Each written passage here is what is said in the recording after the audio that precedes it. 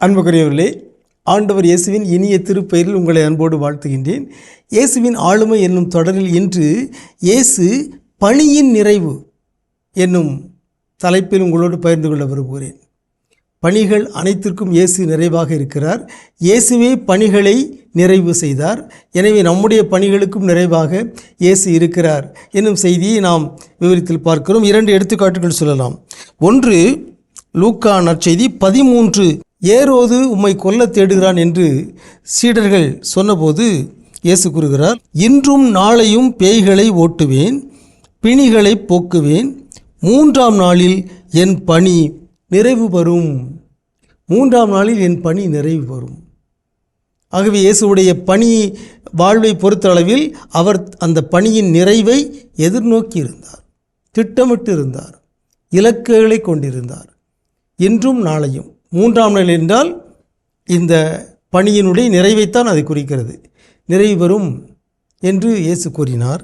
அது நிறைவேறிய போது அது நிறைவேறிவிட்டது என்று கூறினார். யோவான் 19:30 சிலுவையில் இயேசு தொங்கிய பொழுது அவர் சொன்ன 7 சொற்களில் மிகச்சிறந்த சொல், எல்லாம் நிறைவேறிற்று என்று கூறி தலை சாய்த்து ஆவியை ஒப்படைத்தார்.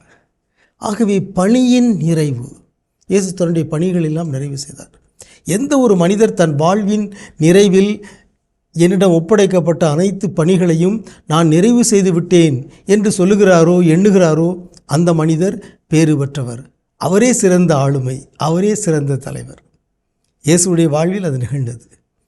இன்னென்ன பணிகளெல்லாம் கடவுள் எனக்கு கொடுத்திருக்கிறார், இந்த பணிகளையெல்லாம் நான் நிறைவு செய்ய வேண்டும் என்கிற இலக்கோடு, தெளிவோடு, பணித்தெளிவோடு இயேசு பணியாற்றினார், பணிகளை நிறைவு செய்தார். எனவே சிலுவையிலே தொங்குகின்ற பொழுது அனைத்தையும் நான் நிறைவேற்றி விட்டேன் என்று சொன்னார்.